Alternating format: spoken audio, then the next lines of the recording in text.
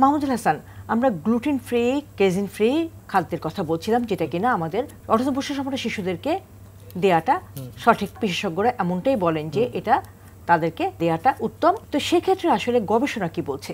একটা গবেষণা আপনাকে আমি জানাই যে মিশরের আইন সামস ইউনিভার্সিটির একটা গবেষণা ব্রেন ম্যাটাপ ডিসঅর্ডার 2017 সালের একটা জার্নালে পাবলিশ করা হয়। এই গবেষণায় 3টা গ্রুপ নেওয়া হয়, 45টা শিশু নেওয়া হয় 3টা ভাগ করে, 3, 15, 45, 15, 15, 15। 15 গ্রুপের মাদেরকে বলা হয় যে আপনার শিশুদেরকে একটু ফ্যাটি জাতীয় খাবার বেশি খাওয়াবেন। ফ্যাটি জাতীয় কোনটা? মডিফাইড অ্যাটকিন ডায়েট, যেখানে কি হবে, যেখানে 60% পর্যন্ত ফ্যাট থাকবে, 30% প্রোটিন থাকবে এবং 10% কার্বোহাইড্রেট থাকবে। এইরকম একটা খাবার তারা সাজেস্ট করে। এখানে একটু ফ্যাট খাবারগুলো, আধিক্য খাবার আপনারা শিশুদেরকে দেবেন। ওকে, আরেক গ্রুপ নেওয়া হয় যে গ্রুপে বলা হয় গ্লুটিন এবং কেজিন এর বিকল্প যে খাবারগুলো, অর্থাৎ গমের আটা এবং গরুর দুধের তরল অংশের বিকল্প যে খাবারগুলো, চাল, ভুট্টা, সাগুদানা, ওটস, আলু, মিষ্টি আলু, এদিকে দুধের সর, ঘি, নারিকেলের দুধ, কাঠবাদাম, কাজু বাদাম, সিসাম মিল্ক, এই জাতীয় খাবারগুলো সাজেস্ট করা হয়। 2টা গ্রুপ।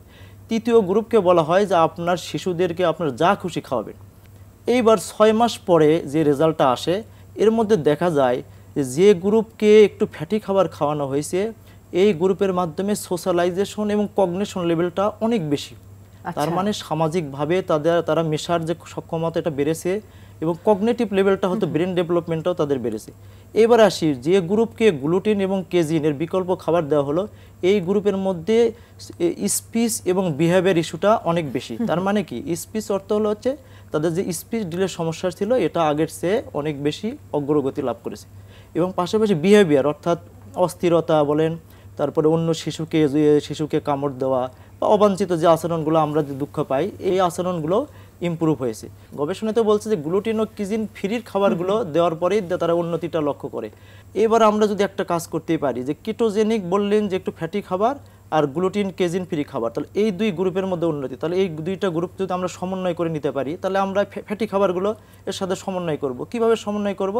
যেমন গরুর দুধের যে তরল অংশের পরিবর্তে দুধের সর তো ফ্যাট, ঘিটাও ফ্যাট, কাঠবাদাম দুধ, কাজু বাদাম দুধ, তিলের দুধ বলেন, নারিকেলের দুধ, সব কিছুই ফ্যাট। তার মানে ওই গ্লুটিন কেজিন ফ্রি যখনই ডায়েট প্ল্যান করা যায় তখন এর ভেতর ফ্যাট অপশনটা চলে আসে। তার মানে কেটোজেনিক প্লাস হলো গ্লুটিন কেজিন ফ্রি খাবার, তাহলে 2 মিলে সমস্ত প্রকার অর্থাৎ সামগ্রিক উন্নতিটা লক্ষ্য করা যায়। আপনারা একটা বার্থ চার্ট এখানে লক্ষ্য করতেছেন এই গবেষণার। এই বার্থ চার্টে দেখা যাচ্ছে যে কেটোজেনিক গ্রুপ যে শিশুগুলো, তাদের মধ্যে সোশ্যালাইজেশন এবং কগনিশনের বিষয়টা, অর্থাৎ লাল যে বার চিহ্ন, এই বার চিহ্নতে দেখবেন সোশ্যালাইজেশন ও কগনিশন লেভেলটা অনেক উন্নতি।